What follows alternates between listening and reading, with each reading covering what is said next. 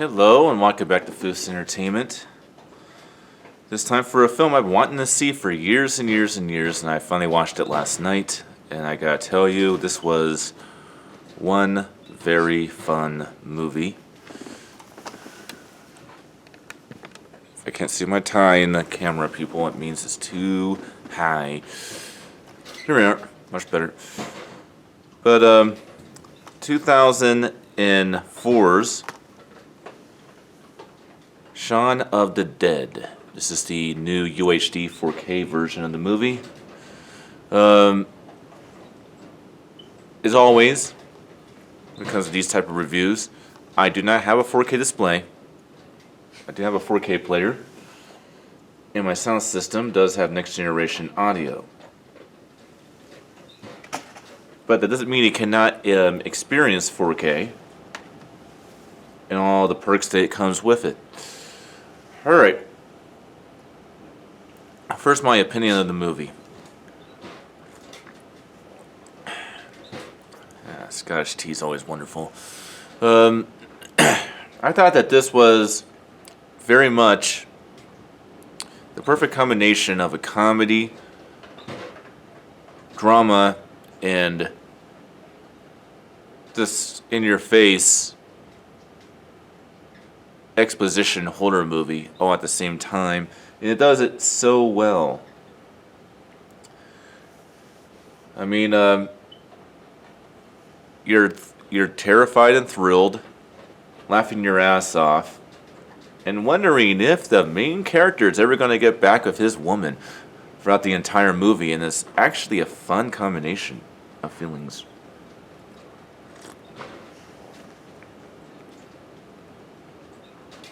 And forgive the noise in the background. It is windy outside. Very, very, very windy. I don't even live in Chicago, but it's windy. Alright, what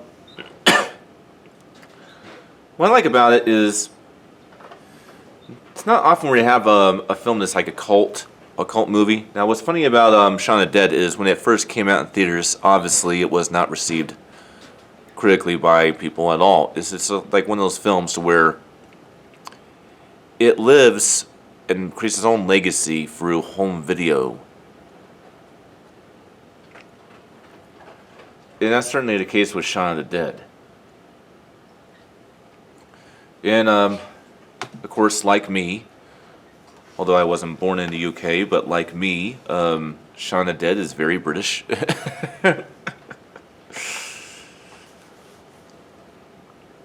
And this might be the film that actually introduced us to Simon Pegg. Simon Pegg, I think this is the film that really introduced us to him. Alright, plot of the film. Basically, a cable service provider in London is having trouble with his girlfriend because he is a clumsy.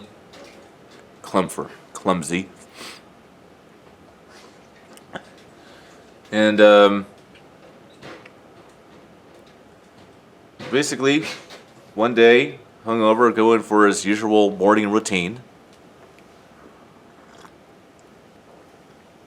Things are all a little weird. He doesn't notice to it because he's still waking up, but a little while later, he discovers that everybody's a zombie. And there's very little people that are actually normal left in the world. Everybody's a corpse walking around. His best friend is a deadbeat slob, and basically they come up with an idea to rescue his mom from his soon-to-be zombie husband, and rescue his girlfriend, who just dumped him, and head over to the English pub because they think that they can protect themselves better from within.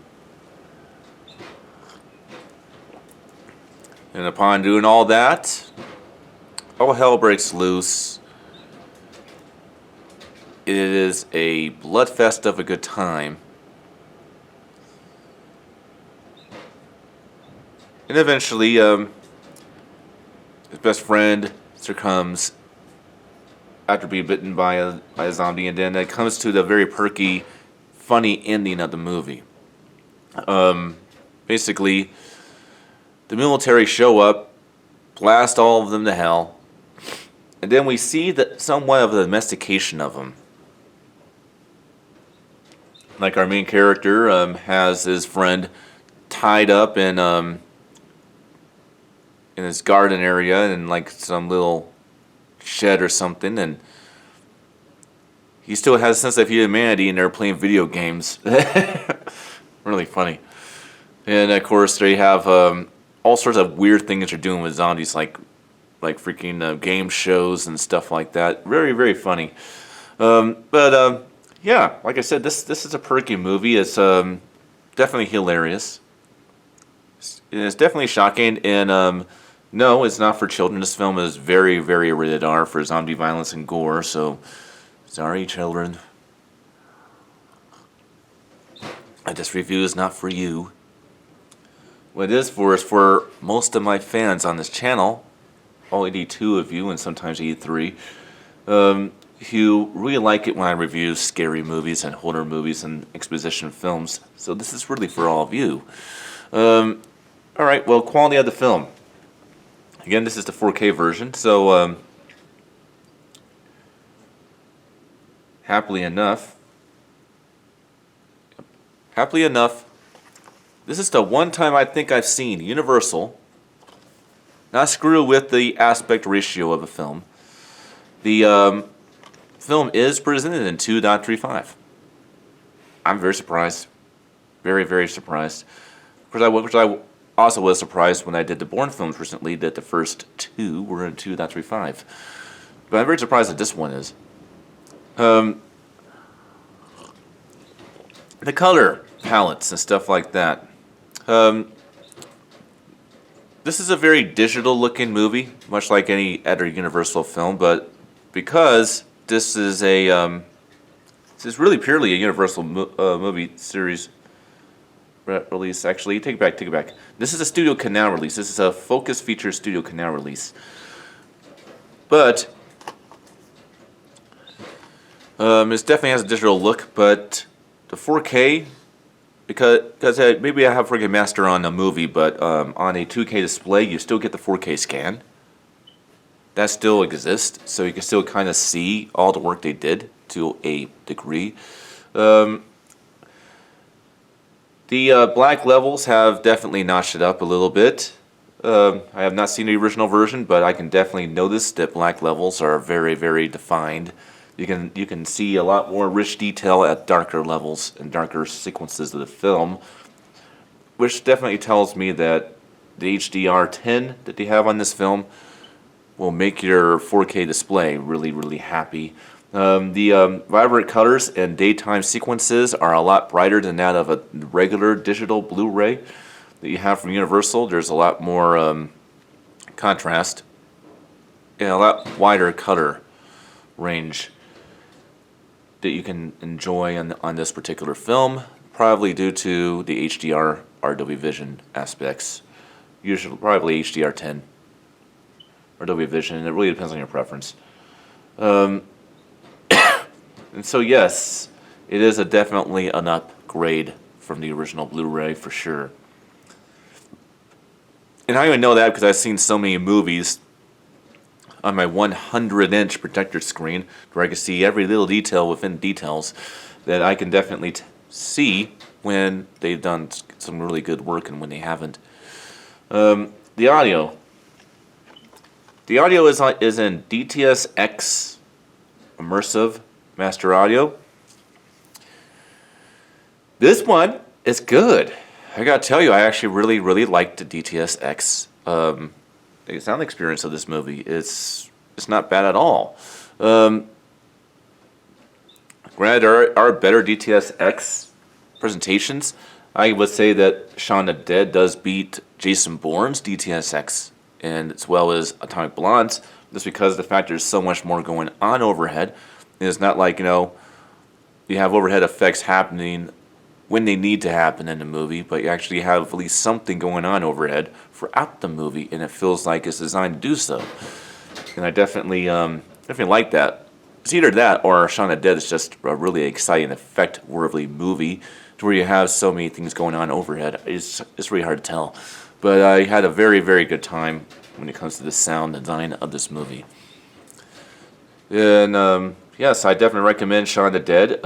Do not be like me. Do not be like Foos. And wait.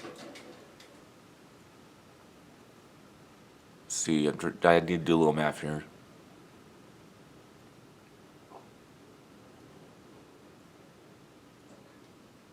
Do not wait almost. Not exactly, but it's almost. Do not wait, 4 years short of 20 years to watch this movie like I did. So, don't be like me. It is 4 years short of 20 years since this movie came out, and I am ashamed of myself that I didn't watch this movie in 2004 when it came out.